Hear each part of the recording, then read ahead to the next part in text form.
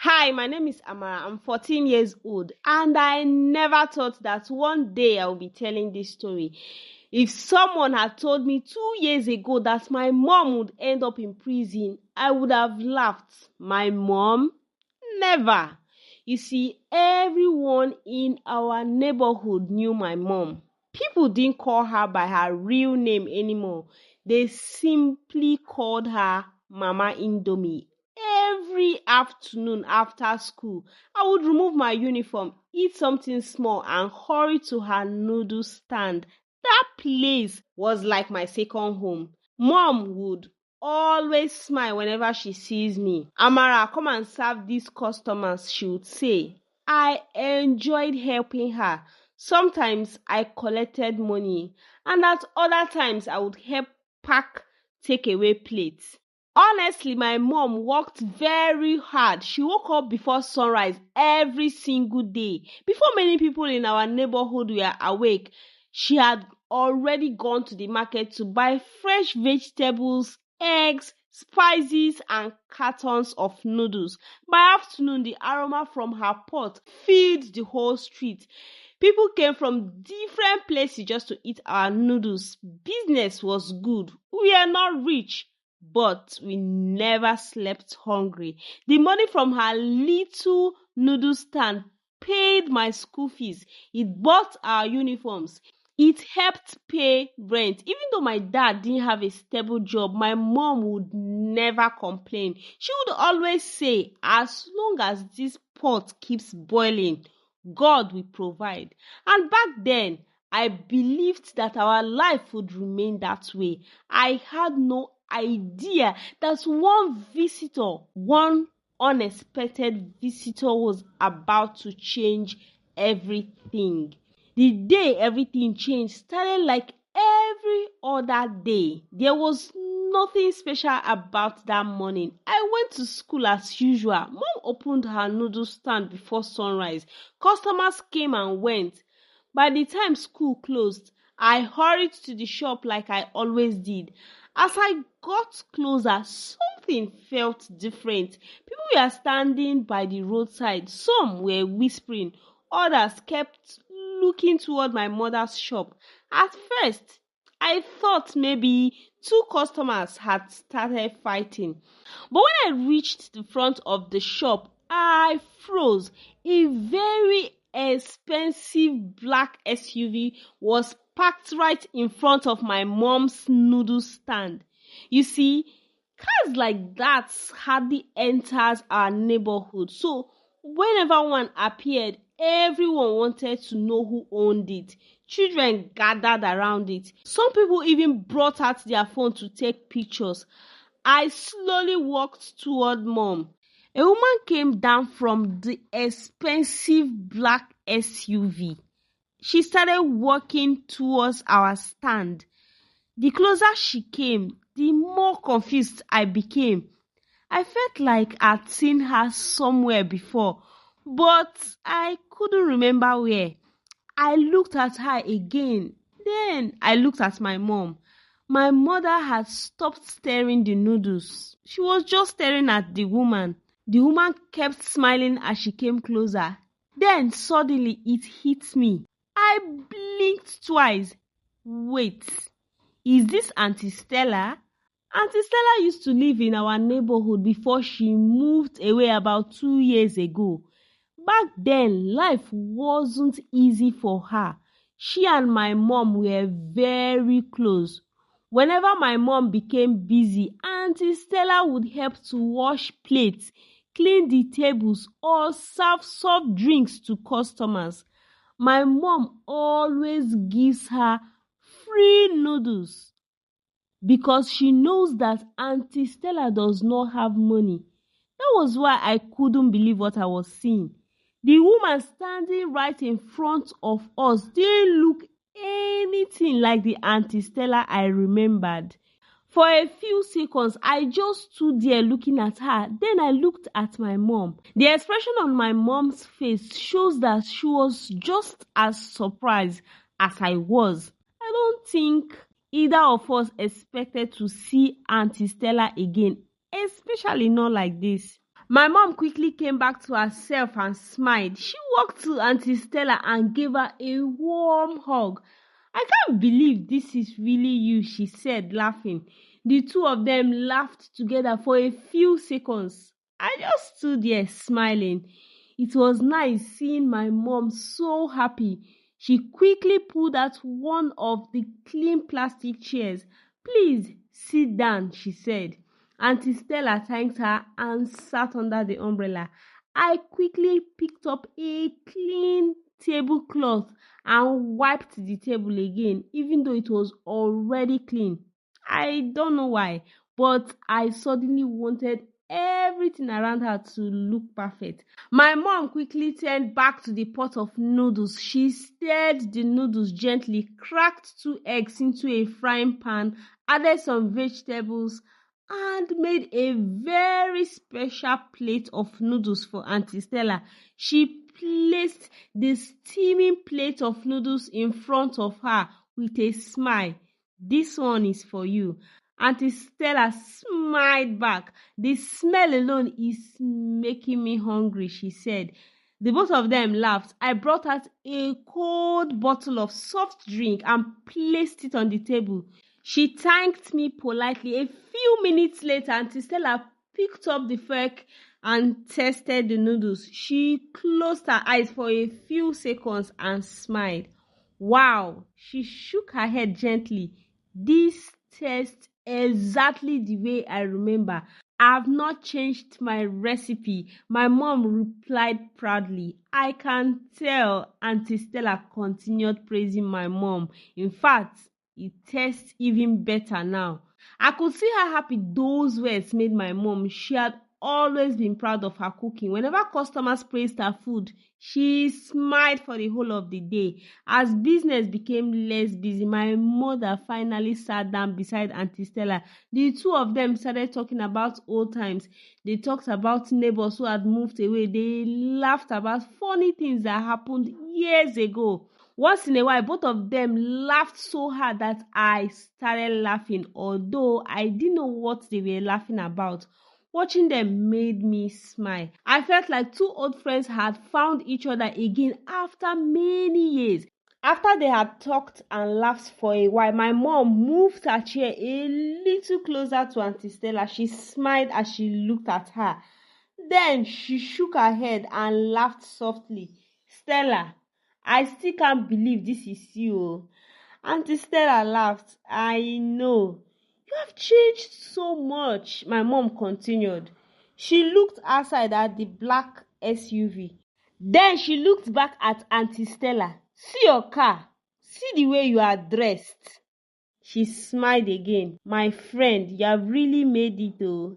Aunty Stella only laughed. My mother leaned forward a little. Come and show me road too. The two of them immediately burst into laugh. I'm serious, oh, my mom continued. You can't just disappear for 2 years and come back looking like this. She pointed gently toward the black SUV. Tell me, what happened? What are you doing now? How did God bless you like this? I stopped arranging the empty bottles and quietly listened. I also want to know the answer, I said in my mind. Aunty Stella smiled, but this time she didn't answer immediately. She picked up her drink and took a small sip. Then she slowly looked around the noodle stand. She watched the people passing on the road. She waited until a customer walked away. Only then did she look back at my mom, my friend. It's a long story. My mom laughed. Stella, we are not going anywhere. You see, today, I must wait to hear that long story. And don't cut it short, oh. I want to hear the long story. Aunty Stella smiled after my mom said, Today you must tell me. For a few seconds, she didn't say anything.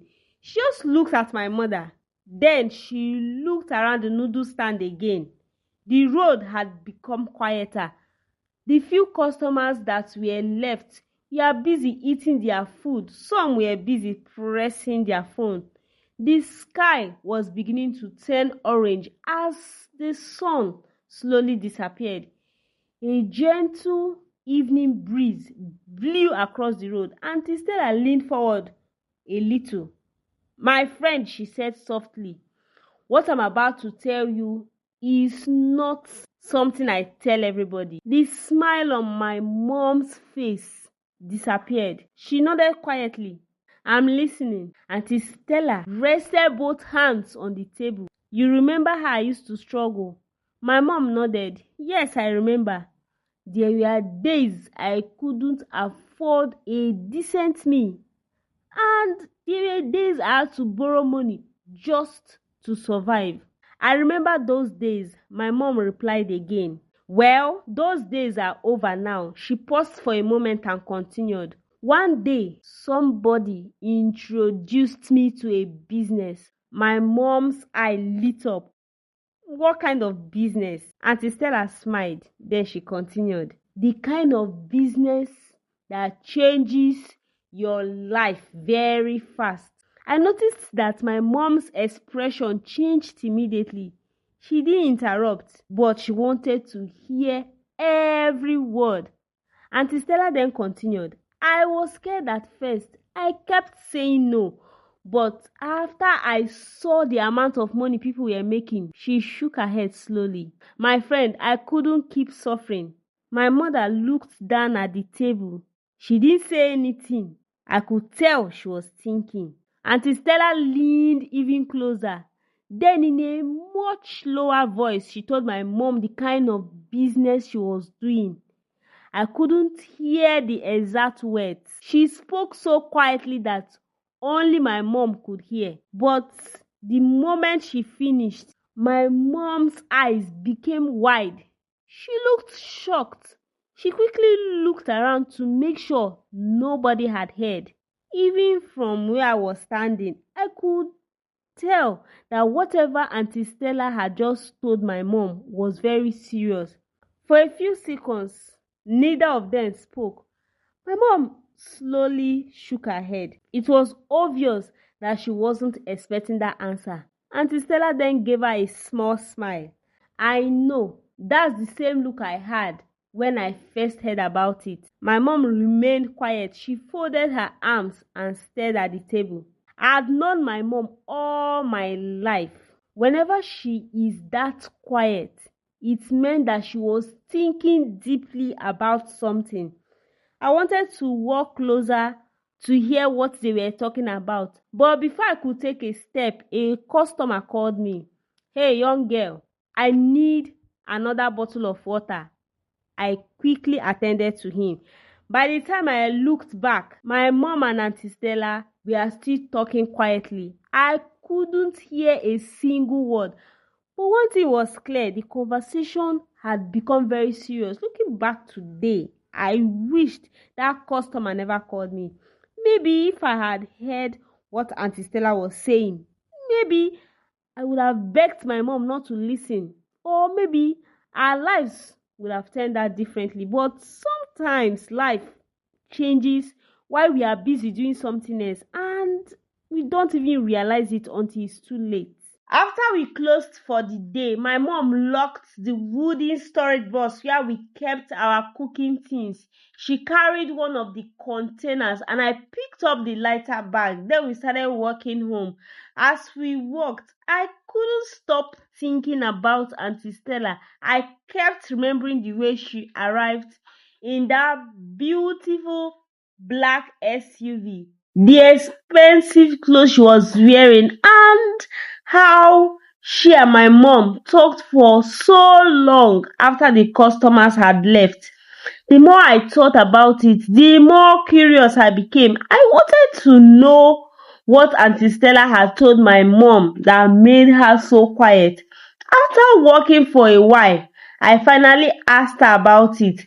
My mom smiled as if she had already guessed that I was going to ask. She told me that Auntie Stella had finally found success through a fabric business. According to her, Auntie Stella travels to Asia buys different kinds of quality fabrics at cheap prices and bring them back to Nigeria to supply to shops and market traders. As she explained it, the business sounded very successful. I remembered feeling very happy for Aunty Stella after everything she had gone through. I thought life had finally smiled on her. Then my mom told me something else. She said Aunty Stella hadn't forgotten the kindness she showed her years ago when life was still very difficult for her. And because of that, she wanted to help my mom start the same business. The moment I heard it, I became excited. In my young mind, all I could think about was how our life might become easier. Maybe my parents wouldn't have to struggle so much anymore. Maybe paying my school fees would become easier. Maybe my mom would finally get the kind of life she deserved. I even asked my mom if that meant she would be traveling too. She smiled and simply said yes. But looking back now, I know that wasn't the real story. The fabric business was only an excuse. It was the story she wanted her family to believe. She couldn't tell us the truth. She couldn't tell her 14-year-old daughter that she was thinking about accepting an offer that could destroy our family. So instead, she hid the truth behind a simple story. And sadly, I believed it without asking another question. Now, my mom and Aunty Stella spoke almost every day on the phone. Sometimes the call lasted only a few minutes. Other times, they talked for a very long time. Whenever Aunty Stella called, my mom would quietly step outside from her noodle stand before answering. Sometimes she stood by the roadside, and at other times she walked to a quiet corner where nobody could hear what they were discussing. At first, I didn't think much about it. I believed they were talking about the fabric business my mom had told me about. As the days passed, I noticed my mom was no longer cheerful as before. She still smiled at customers and served them with kindness.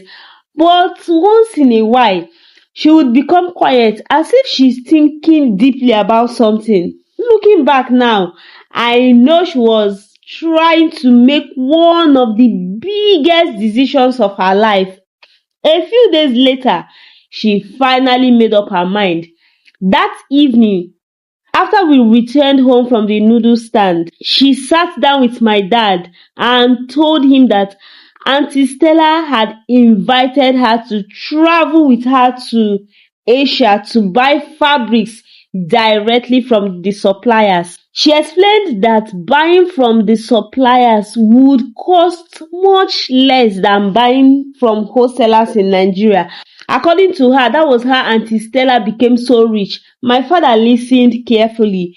Then he smiled. He said it was a wonderful opportunity. In fact, he thanked God that somebody had remembered the kindness my mom had shown years ago and is now willing to help us. Hearing that conversation made me so happy. I truly believed that our family struggles were finally coming to an end. The following week, my mom hired another woman to help run the noodle business while she was away. She told our regular customers that she would be traveling for a short time to buy fabrics. Some of them even asked her to bring back beautiful materials for them.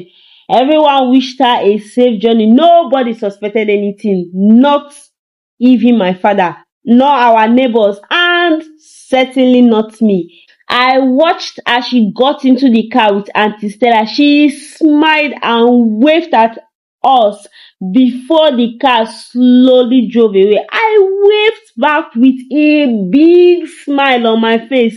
I believed my mother was traveling to build a better future for our family. I had no idea that journey had nothing to do with fabrics. It was the first step toward the mistake that would change our lives forever.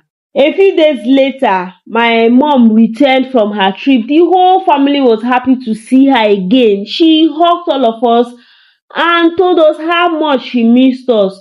Not long after, a delivery vehicle stopped in front of her house.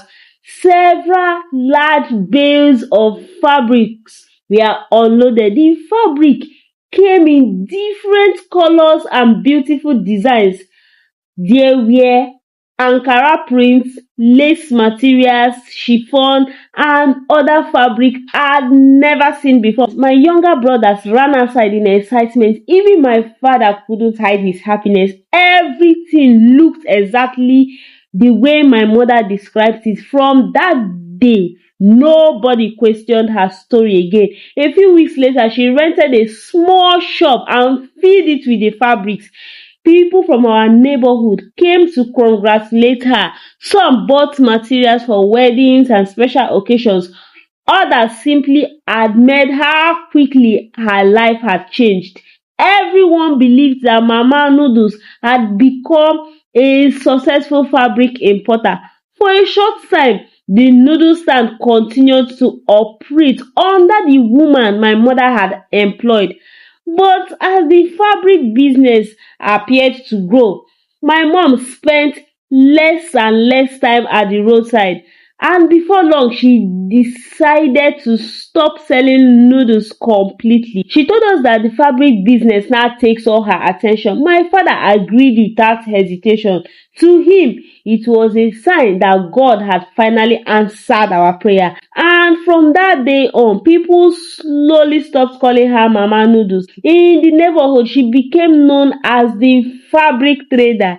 I was proud whenever I hear people talk about my mom. I believe that she achieved everything through hard work and God's blessings. I had no idea that fabric shop was only a cover. The real business was something much darker. After my mom's first trip, life slowly began to change. Every few weeks, she would tell us she was traveling again to buy more fabrics, and each time she returned, she looked happier than before. It didn't take long before we noticed that money was no longer a problem in my family. The things my parents used to worry about suddenly became easy. School fees were paid on time. We started eating better meals. My younger brothers got new clothes whenever they needed them. Even my father looked happier. He kept thanking God every day for blessing my family through our mother's new business. As time went on, my mom bought a piece of land. Not long after that, she started building a beautiful house. Everything happened so fast. Even our neighbors were surprised. People couldn't stop talking about how quickly our life has changed. Many of them believe that she's one of the biggest fabric suppliers in our area. I was proud whenever I hear people say that. To me, my mom was an example of what hard work could achieve. I never imagined that the money changing our lives wasn't coming from the fabric business at all. Few months after we moved into our new house, my mom told us she was traveling again. By then, nobody really questioned her because traveling had become a normal part of her fabric business. My dad even helped her get into the car that morning. She hugged us and promised she'd be back in few days. But none of us knew that would be the last time we'd see her as a free woman. 3 days later, while we were having dinner, my dad's phone rang. The moment he answered the call, his face changed. He kept asking the person on the other end if they were sure they had the right woman. Then he ended the call and sat there quietly. When I asked what happened, he finally told us, "Your mother had been arrested for drug trafficking." At first, I couldn't understand drug trafficking. My mother, the same woman we all believed was traveling to buy fabrics, it was only then that we discovered the truth. The fabric business was only a cover. The real reason behind her trips to Asia was the drug business Aunty Stella had introduced her to. The money that had changed our lives, the money that bought the land, the money that built the house was coming from something that could destroy her life. My mom was eventually sentenced to prison, and that was when I finally understood something. My mom had truly sacrificed a lot for us. She has spent years standing beside the roadside, cooking noodles from morning till evening. She endured those difficult days because she wanted her children to have a better life. She wasn't a bad mother. She loved us, but somewhere along the way, she became too hungry for more. She had forgotten that we were already surviving through honest work. She wanted more money, a bigger house, and a better life. And greed convinced her that she needed to take a dangerous shortcut. In the end, that shortcut took her away from the very family she was trying to provide for. If only she had been satisfied with what she had and continued with the honest business she started with, maybe our story would have ended differently. That is the lesson I carry with me today. Be grateful for what you have. Work hard for what you want, but never allow greed to make you abandon the honest path, because sometimes in the race to get more, we can lose everything we already have. Thank you so much for watching this story to this point. Hope you learned something from the story. If you enjoyed this story and want to see more stories like this, please subscribe to the channel and turn on your post notification icon so that you'll be among the first to get notified whenever we post videos like this.